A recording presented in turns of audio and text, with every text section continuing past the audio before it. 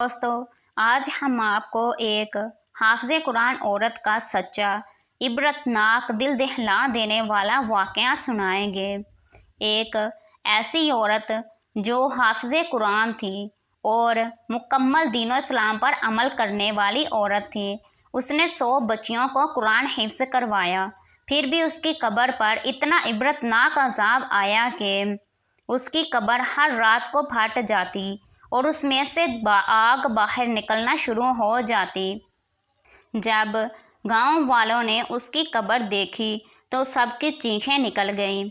आखिर इस हाफ़िज़ कुरान औरत पर इस कदर इबरतनाक अज़ाब क्यों आया, जानने के लिए मुकम्मल वीडियो ज़रूर देखें।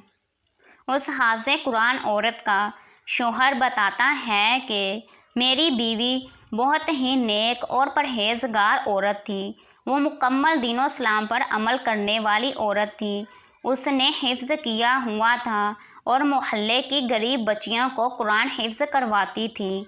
उसने पूरी 100 लड़कियों को कुरान हिफ्ज़ करवाया था। वो खुद भी दीन इस्लाम पर अमल करती और दूसरों को भी हमेशा इस्लाम पर अमल करने की तलकीन करती। जब उसकी कब्र पर अज़ाब आया तो देखकर मेरी चीखें निकल गईं। मेरा नाम अहमद है और मेरे घर में कुल अफराद मेरे अब्बू, अम्मी, दादी और मैं थे। मेरी अम्मी के इंतकाल के बाद मैं मुकम्मल तौर पर टूट चुका था और हर वक्त परेशान रहता, जिसका बहुत बुरा असर मेरी सेहत पर पड़ रहा था। मैं अपनी अम्मी से बहुत मोहब्बत किया करता था। उनके अचानक इंतकाल से मैं बिल्कुल तन्हा हो गया था। मेरी दादी और अब्बू ने मुझे बहुत हौसला दिया और हमेशा मेरा साथ दिया। एक दिन मैं काम से वापस आया तो मेरी दादी ने बताया कि उन्होंने मेरे लिए रिश्ता देखा है। लड़की हाफ़िज़ कुरान है, बहुत खूबसूरत है और दूसरे बच्चों को कुरान हिफ्ज़ करवाती है। उसके माँ बाप नहीं हैं, उसके सिर्फ़ 2 छोटे भाई बहन हैं और वो बहुत ही गरीब हैं। मेरे दूर के रिश्तेदारों की बेटी हैं। मैंने रिश्ते के लिए हाँ कर दी और मेरा निकाह हो गया। मेरी बीवी मेरी सोच से ज़्यादा खूबसूरत और परहेज़गार थी। जैसे मेरी दादी ने बताया था उससे भी ज़्यादा मैं बहुत खुश था कि मेरी बीवी इतनी दीनदार है। मेरी शादी के 3 साल बाद मेरे अब्बू का भी इंतकाल हो गया। मेरी बीवी और दादी ने मुझे बहुत हौसला दिया और हमेशा सब्र करने का बोला। अब मेरे घर में मेरी बीवी, दादी और मैं थे। मेरी शादी को 8 साल हो गए, लेकिन हमारी कोई औलाद ना थी। हमारे रिश्तेदार हमेशा मेरी बीवी को ताने देते कि तुम बांझ हो, तुम्हें कभी भी औलाद नहीं हो सकती।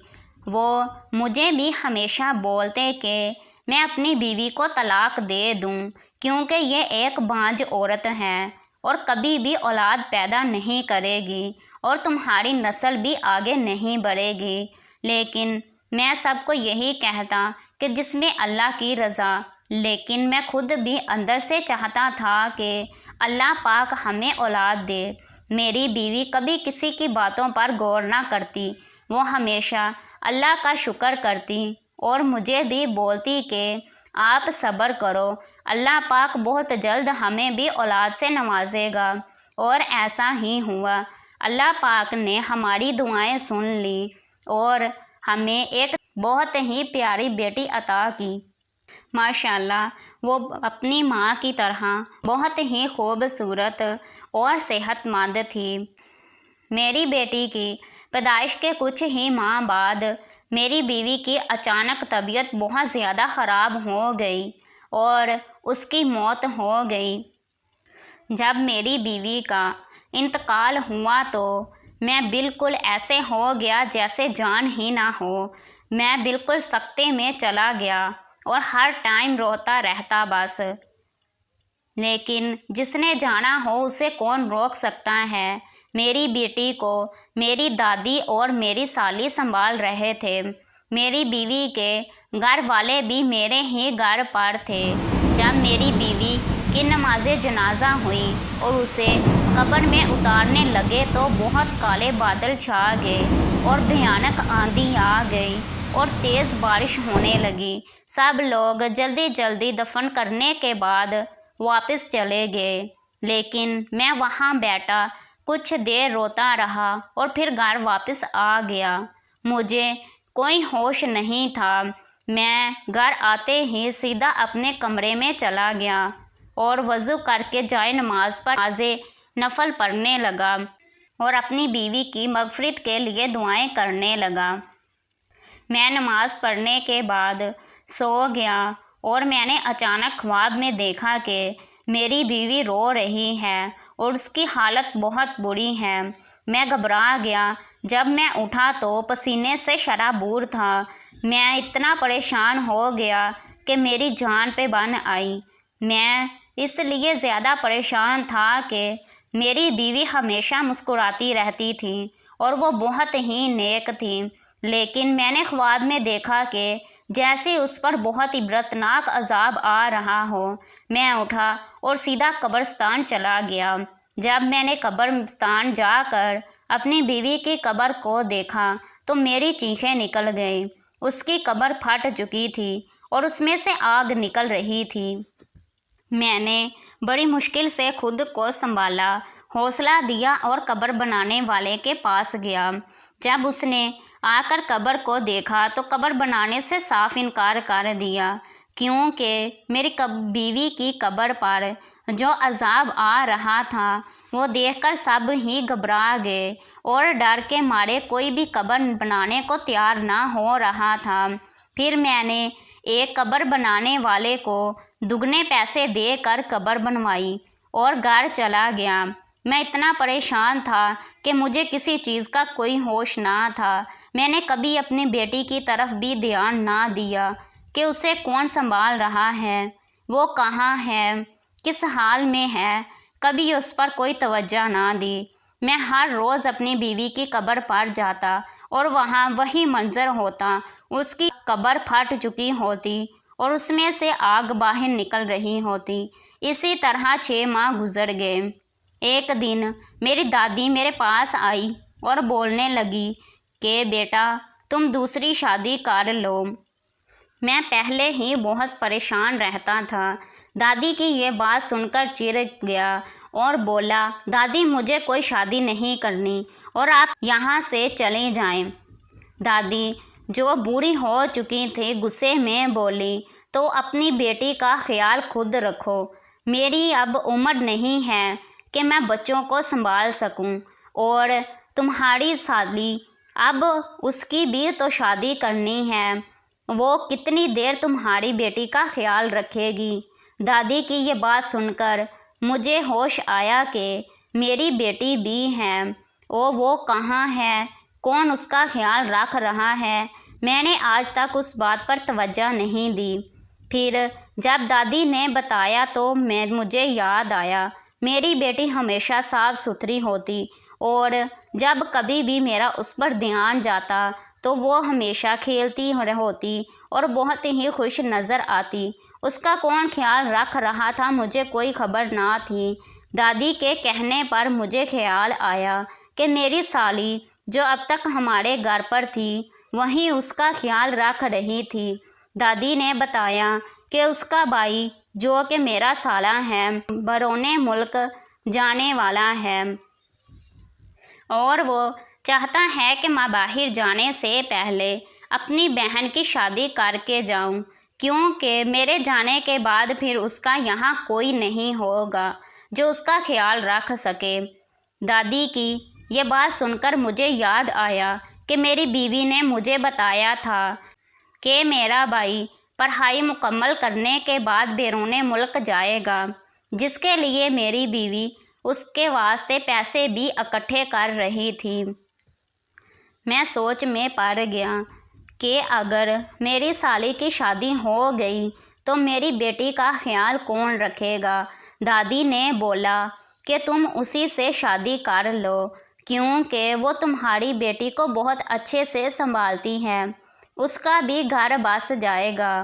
میں نے آج تک اپنی سالی کو کبھی نہیں دیکھا تھا، کیونکہ میری بیوی حافظ قرآن تھی، اس لیے اس نے مجھ سے اپنی بہن کا ہمیشہ پردہ کروایا تھا۔ میں نے سوچا اگر اس کی شادی ہو گئی تو میری بیٹی کو کوئی نہیں سنبھالے گا، اس لیے میں نے اپنی بیٹی کی خاطر شادی کرنے کے لیے ہاں کر دی اور اٹھ کر کام کی طرف چلا گیا۔ جب شام کو واپس آیا تو دیکھا میری دادی نے نکاح کی مکمل تیاریاں کر لی تھیں۔ شام کو ہمارا نکاح ہو گیا۔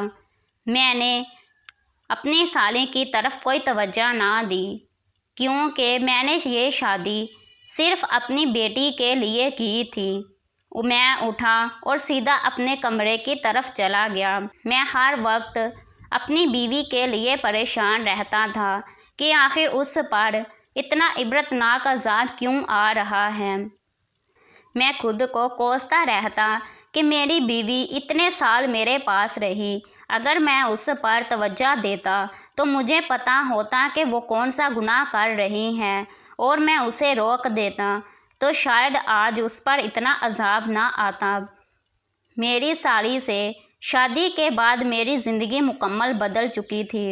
میرا کمرہ، میری بیٹی ہر ٹائم صاف ستھرے رہتے، گھر میں کھانا وغیرہ سب کچھ وقت پر بنا ہوتا۔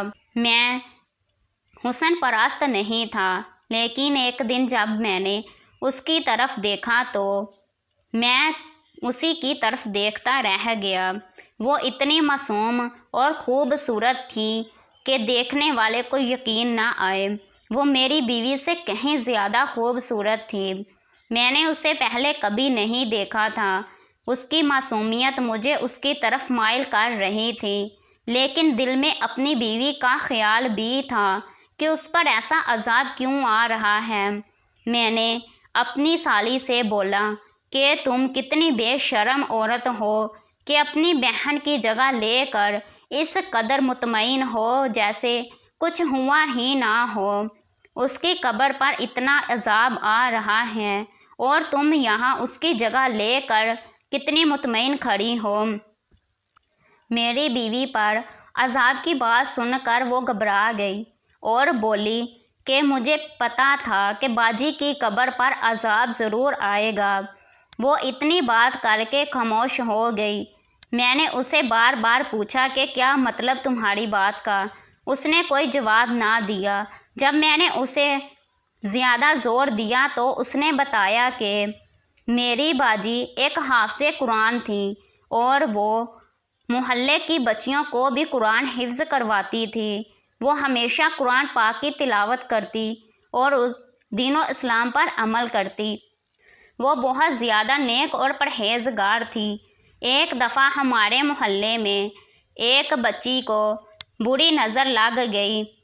جو اس بچی کی ماں اس بچی کو لے کر ہمارے گھر آئی تو باجی نے کچھ قرآنی آیات پڑھ کر اس پر پھونکی، جس سے وہ بچی بالکل ٹھیک ہو گئی۔ اس کے بعد پورے محلے میں یہ بات پھیل گئی کہ باجی دم کرتی ہیں۔ بہت زیادہ نیک اور پرہیزگار ہونے کی وجہ سے باجی کو روحانیت مل چکی تھی۔ وہ جس پر بھی قرآنی آیات پڑھ کر پھونکتی وہ اسی وقت ٹھیک ہو جاتا۔ اسی دوران میرے بھائی کی طبیعت اچانک بہت زیادہ خراب ہو گئی۔ ہم اسے ہسپتال لے گئے۔ وہاں چیک اپ کروانے کے بعد پتہ چلا کہ ہمارے بھائی کو گردے کا مسئلہ ہے، جس کے علاج کے لیے 2 لاکھ کی ضرورت ہے۔ ہم اتنے غریب تھے کہ ہمارے پاس کوئی پیسہ نہ تھا تو علاج کہاں سے کرواتے۔ اسی دوران ہمارے گھر ایک بوڑھا آدمی آیا جس کی عمر تقریباً 50-60 سال تھی۔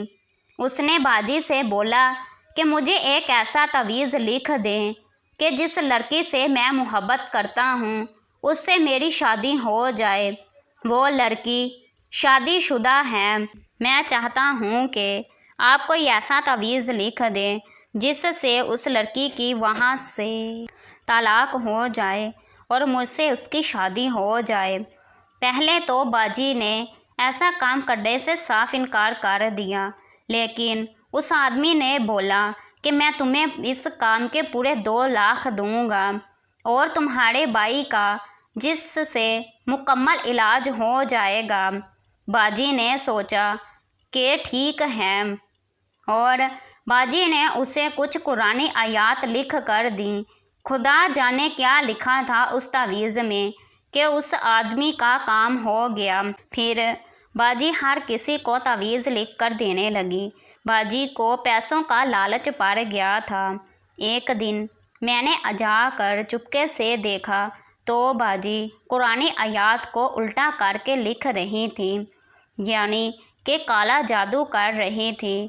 मैंने बाजी को रोका और बोला कि ये बहुत बड़ा गुनाह है, आप ऐसा ना किया करें, ये ना हो कि तौबा करने का भी वक्त ना मिले और आपकी मौत आ जाए। बाजी कहती कि ऐसा कुछ नहीं होता। मैंने बोला, बाजी इसका बहुत सख्त अज़ाब होता है, आपकी कब्र पर भी इसका अज़ाब आएगा। लेकिन बाजी को पैसों का लालच पड़ चुका था। वो मेरी कोई बात कभी ना सुनती और लोगों को इसी तरह तावीज़ लिख कर देती रहती, जिसकी वजह से आज उनकी कब्र पर इतना इबरतनाक अज़ाब आ रहा है। फिर मेरी साली मुझे कमरे में ले कर गई और मुझे वो तमाम तावीज़ दिखाए, जिसे देखकर मेरे पाँव के नीचे से ज़मीन निकल गई। वो सच में काले जादू से लिखे गए तावीज़ थे। काला जादू करने और करवाने वाले दोनों ही गुनाहगार होते हैं और इन पर बहुत ज़्यादा इबरतनाक अज़ाब आता है। काला जादू करने और करवाने वाले दोनों ही बहुत सख्त अज़ाब में मुब्तला हो जाते हैं, जिसकी सज़ा कब्र में भी मिलेगी और आखिरत में भी। अल्लाह पाक से दुआ है कि हमें ऐसे तमाम कामों से बचा कर रखे जिससे हमें इस कदर अज़ाब हो। आमीन।